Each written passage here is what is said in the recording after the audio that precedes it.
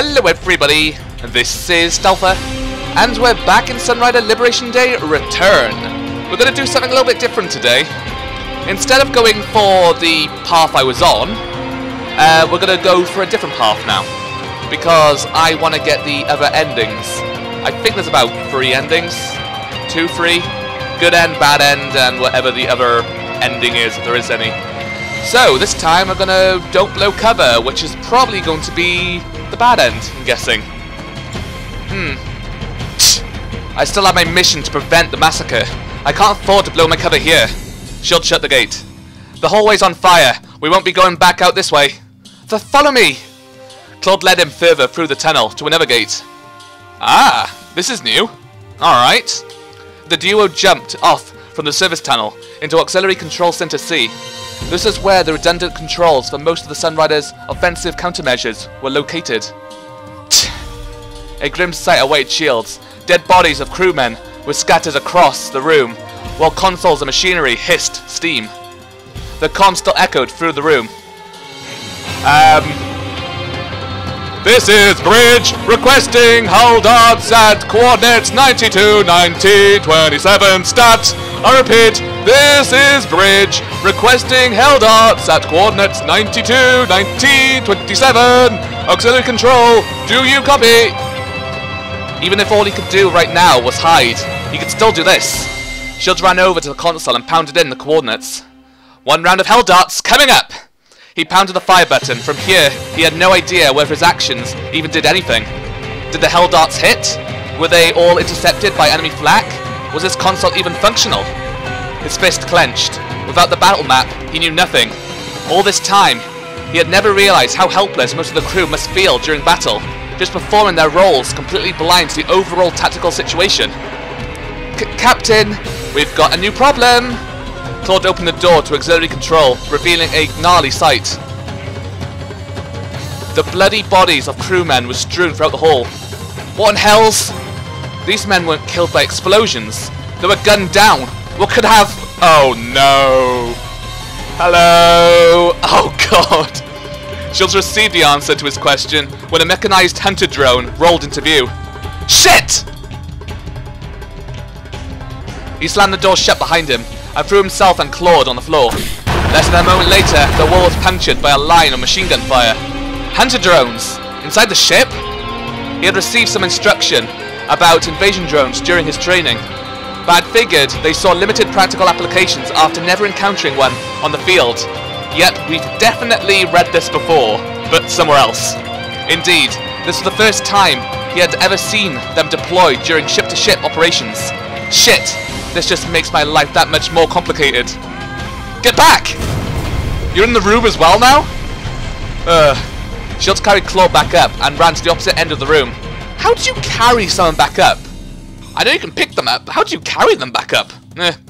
Just as the drone fired its anti-armor cannon into the door, blowing a hole through the wall large enough for the drone to enter the auxiliary control room, the force of the explosion blew the duo off their feet, their eardrums ringing. Captain!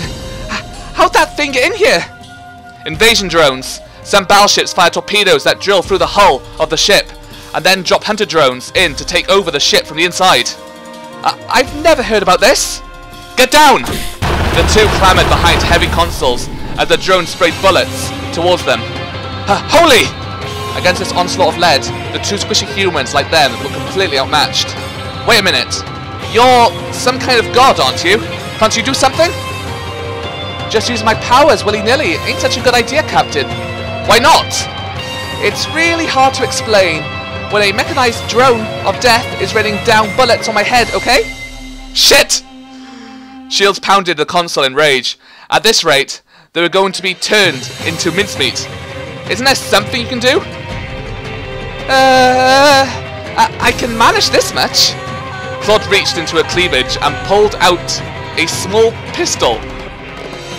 Okay, whether she had materialized the gun using her powers or had merely been packing heat between her boobs all this time, he had no idea. He took the pistol. A handgun was obviously not going to even scratch the drone's armor, but it was something. Now armed, he surveyed the room for other tactical advantages. The service gate where they had entered the room was behind them. They could use it to retreat. He also noticed canisters of liquid ongicide stored on the opposite end of the room. If he could somehow get to those. Oh, and more choices. Oh dear. I'm trying to get the bad end this time, so let's just escape. He wasn't going to be able to do anything against that drone with just a handgun. Their only option was to fall back. Shields popped from cover and shot at the liquid ongicide canisters. They erupted in a bright blue mushroom cloud, momentarily distracting the drone.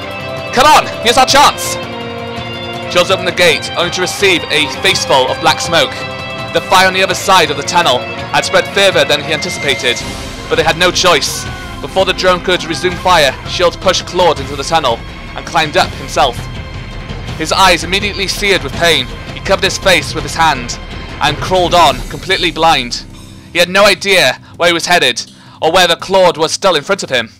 Finally, he reached the gate. His consciousness fading from oxygen deprivation, he barely managed to spin it open. Instead of salvation, he only came face to face with hellfire.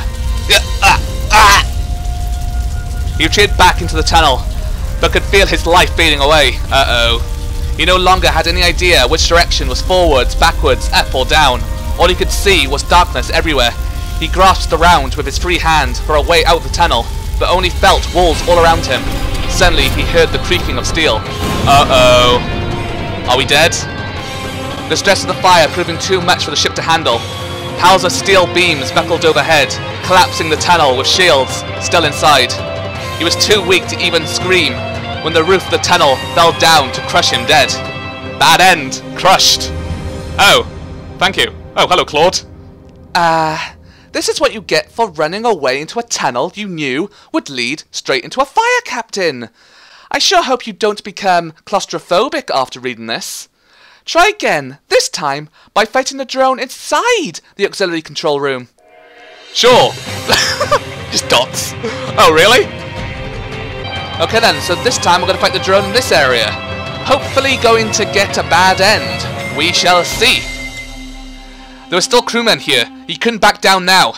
Shields gritted his teeth and rolled across the floor, picking up the pistol. He sprayed the drone with bullets before taking cover behind the hallway's side support. They harmlessly bounced off the drone's armor plating, merely drawing his attention to Shields. Not enough, huh? But I've got another trick. He remembered that the drones used a combination of thermal imaging and optical sensors to target their foes. With the raging fires, the drone's thermal sensors were probably fried, and it was most likely relying solely on its opticals.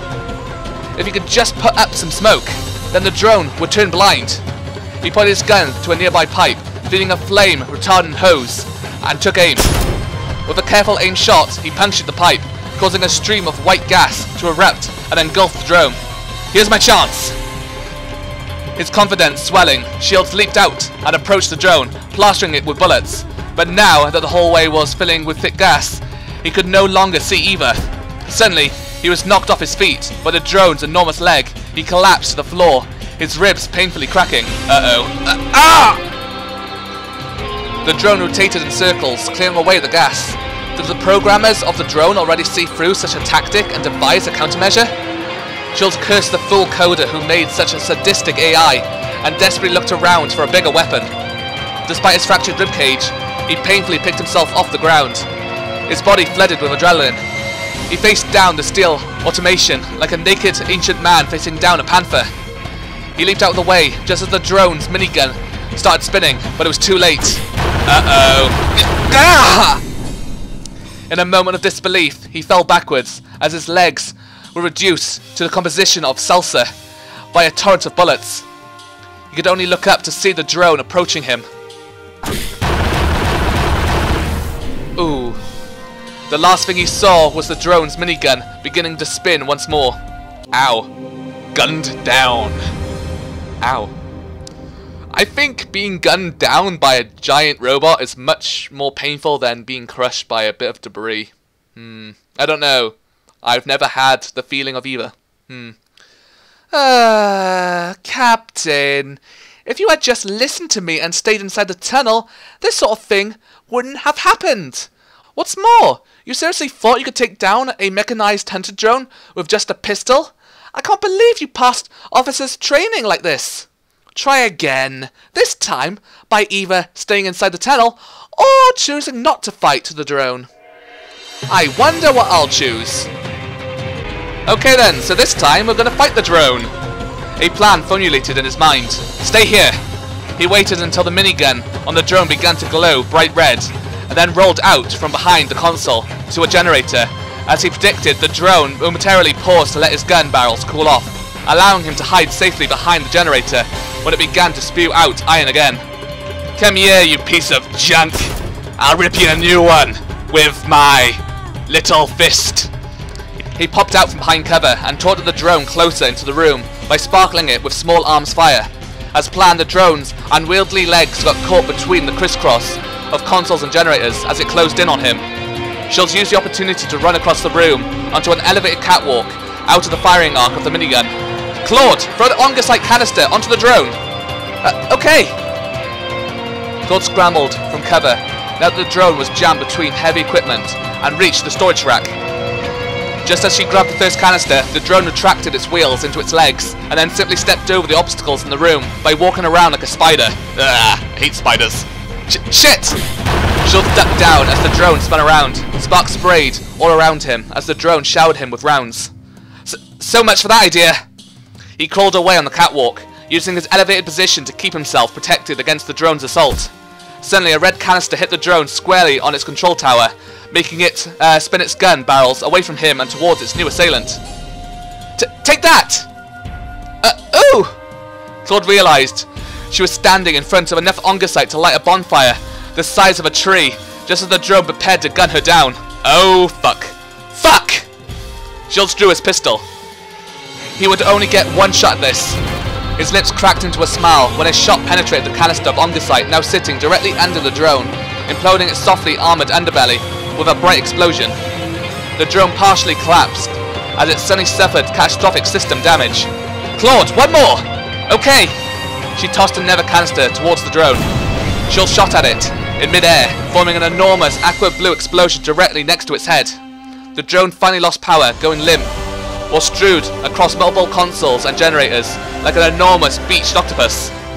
Ooh! Shields exhaled loudly as he dropped his pistol to the catwalk. He couldn't believe the two of them had downed a hunter drone using just a pistol and some Ongasite. They ran to each other and laughed as they embraced each other in relief. We did it, Captain! Yeah, we took that sucker down! All of a sudden, he realised what he was doing. Ahem! He awkwardly took his arms off of Claude. Come on, let's get out of here before the repair crew shows up. T-minus 53 hours before the liberation... Again? Fine. Have it your way. Right, is this the bit where they're inside a box? Yeah! Yep, it is. Okay, I'll be back when we catch up. Okay then, so this time we're gonna get Lynn to help, I guess. We could put Lynn under and then swap her with Chigara in the sickbay. Unless someone were to take a really close look, nobody would be able to tell the difference until Lynn wakes up. Understood. Well, that was easy. Okay, so here's the plan. Claude is going to go down to the brig and pretend she's this timeline's doctor. She'll convince the guard that Lynn has contracted a nasty case of C-ran measles and needs immediate medical attention. She'll then cart a sedated Lynn to Deck Zero, handcuffed to a medical trolley. Meanwhile, I'll go to the sickbay and distract this time's Claude. I'm sure it'll be a piece of cake. Icari will wait outside the sickbay until Claude arrives with Lynn. While I'm distracting the other Claude with my manly good looks, Icari will sneak in and swap Chigara with Lynn. Once you've grabbed Chigara, fall back to crew quarter 8, which is currently unoccupied. Secure Chigara there and wait for me to arrive. I'll try to be a hasty retreat as soon as I can. Once we've regrouped, Claude will use the floor access hatch to relocate Chigara to maintenance room D4, while Icari runs to the mess hall and calls the other Kyo shields out on the comm. I'll then use that chance to sneak into my office and send Fontana the encrypted call. Did you get all that? Understood, Captain. Let's roll. Alright, good luck. May the force be with you. Alright, here we go. Claude crashed into the brig with a medical trolley, startling the guards. Oh no. we've got a medical emergency. What? Is something the matter, Doctor? It looks like our prototype prisoner has contracted a severe case of C-ran measles. We've got to get her to the sick bay on the double before she becomes contagious. We weren't informed of... Looky here. This is an emergency. Do you think we have time to file the paperwork for that? Claude loomed over the security guard. Do you even know what catching the C-ran measles is like, Sergeant? First, you suddenly lose bowel control. You'll be experiencing the most explosive, uncontrollable diarrhea of your life for 3 days. But that's not even the worst of it. From the 3rd day on, hives will break out all over your body. Ugh! Pus and blood will slowly leak out everywhere. If left unattended, you'll suffer permanent muscle damage and ultimately death. Shit! The doctor's right. My niece nearly died 4 years ago of the same thing. There's 3 of them? That's some nasty ass shit! You sure you want to keep the prototype here, Sarge? Alright. You've made your point, Doctor. Get her quarantined into sickbay. Roger! Oh dear. Claude approached Lynn in her cell. Looks like you'll be coming with me. I'm afraid you've contracted a very, very serious virus. What? I don't feel... That's what they all say, but in a few hours, you'll be painting the walls with your arse. You'll be thanking me for this later. I'll just sedate you a bit. What? Thor! I didn't... That didn't sound like a way of sedating someone. Claude pushed a few buttons on the cell's controls, releasing sleep gas. Oh, so that's what it was. Into the cell. Lynn's eyes lost focus and she dropped down to the floor, unconscious. The brig's security staff secured Lynn on top of the medical trolley, handcuffing her to the railing. Claude carted her out with a smile. Nobody asks any questions when explosive diarrhea's involved. Yeah. T-minus 52 hours before the Liberation Day massacre, 16 hours until Chigara enters the mine stream and basically shoots everyone dead. So, is this all the same? It is. Alright. This time I'm going to leave the sick bay without the hollow. Alright. I better not take any risks. Claude's still a time traveller, so who knows the full extent of her powers. Alright, Doctor, thanks for the chat. I feel a lot better now. I should head back to work. I'll, see you around? Any time, Captain. Let me open the cover. No need. Looks like you have a lot of work to do in your office. Right, is this all the same anyway? It is. Oh, here we go.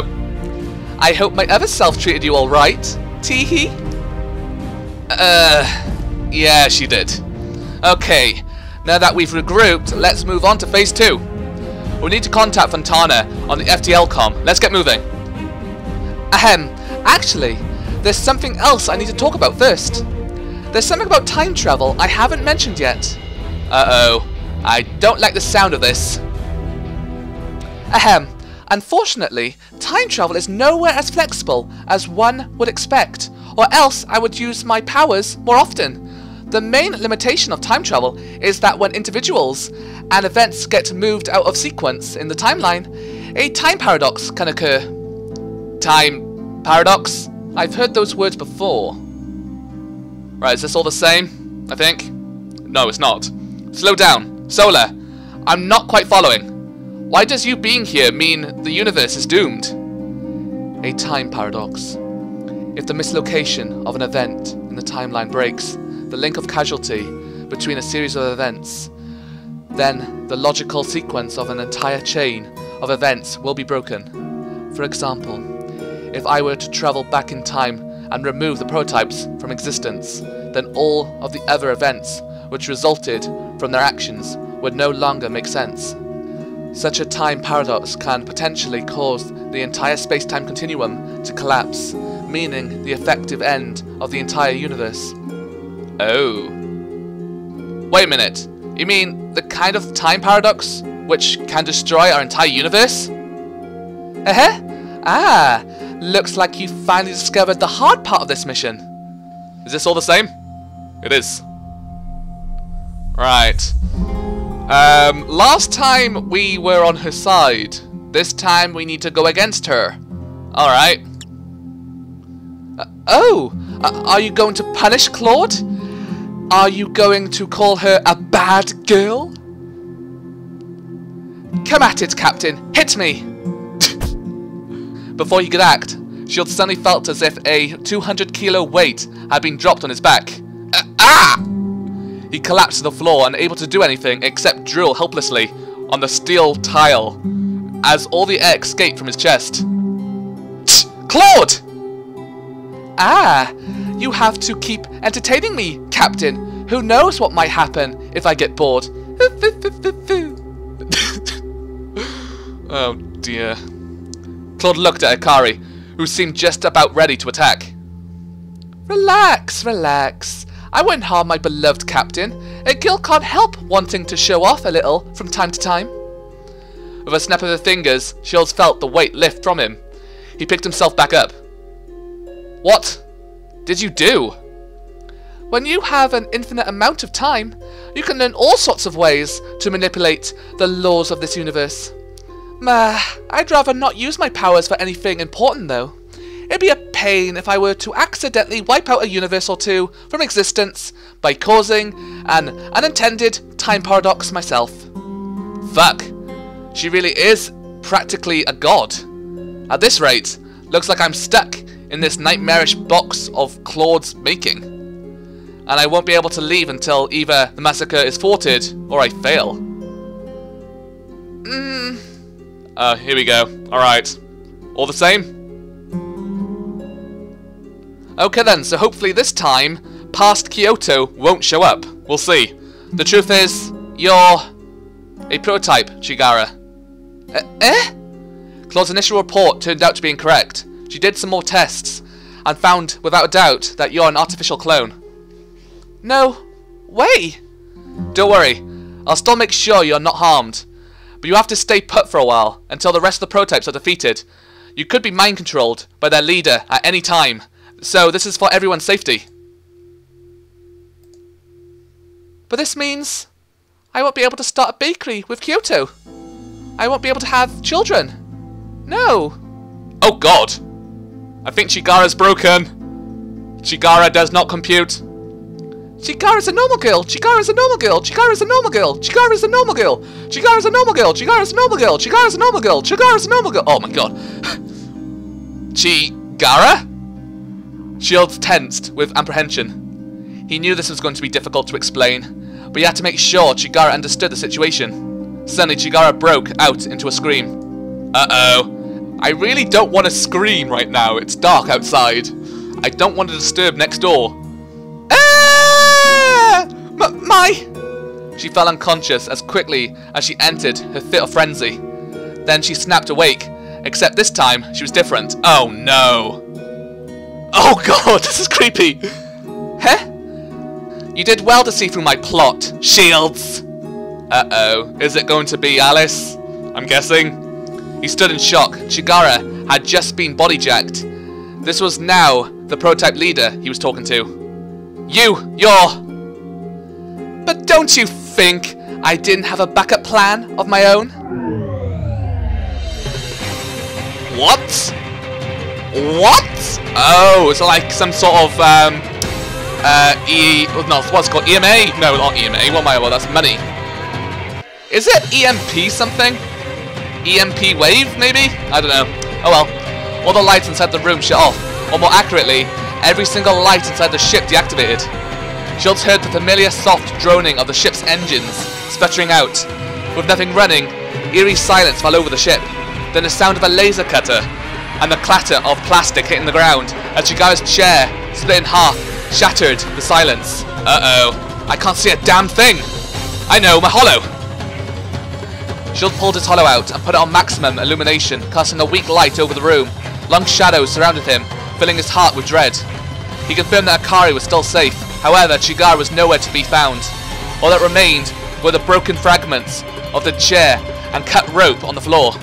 A handheld laser cutter, roughly the size of a cigarette, continued to buzz on the floor until Shields picked it up and shut it off. Do you see which direction she took off? Negative. It was pitch black. And the sound of the cutter covered up all her movements. We've been had. Shit. I made a mistake. I should have known that Chigara could be body snatched at any time. That's exactly what Lynn told me when we escaped on the life pod together. All this talk about preventing her from entering the mind stream confused me into thinking we'd be safe as long as we got to her before then. No. The reason why we have to prevent Chigara from entering the mind stream is to prevent the prototype leader from bodyjacking her after the leader is dead. Chigara can be body snatched whenever the prototypes want, while their leader's still alive? Wait a minute. Shills looked around and realized that Claude was nowhere to be found as well. Claude! Did Chigara get her? No way. Chigara isn't powerful enough to take Claude on, even while under the control of the prototypes. Then Claude must have vanished of her own will. Damn it! Now that she's explained all the rules of this game, she expects me to figure out the rest on my own, huh? She's probably still watching me, eagerly waiting for my next plan of action. Claude's gone? Where'd she vanish to? And now we have a new huge problem. The prototype leader laid out this trap for us, and we just stepped right into it. The Sunrider's main reactor has been remotely shut off. Without it, we won't be able to get an FTL transmission sent to Fontana. Even worse, we're essentially setting ducks for the Loyalist Pack fleet now. Unless we can get power restored ASAP, the ship is going to be destroyed. I can't believe we were fooled so easily. If I can get to engineering, I might be able to restore the ship's power. It's a long shot, but maybe I can undo whatever the prototype has done to our systems. But wait, the Sunrider also has an emergency FTL transmitter, which operates on a separate battery pack. It's all the way down on Deck 2, Sector 37, but if we get to it, we could get a message sent to Fontana even without power. Oi, Sector 37's too far away from here. Here's what we should do. I can probably figure out what Chigara's done to our main reactor. I'm going to run to engineering to restore power. While I'm doing that, you can go to the emergency FTL transmitter and send Fontana the message. Sounds like a plan. Glad to have you on my side, Icari. Hehe. Don't worry. I'll get the ship operational again. Alrighty. 50 hours before the Liberation Day Massacre. 14 hours until Chigara enters the mind stream. So we're still basically wandering around the ship, trying to stop Chigara. This time without Kyoto knowing about us. Well, past Kyoto. Okay.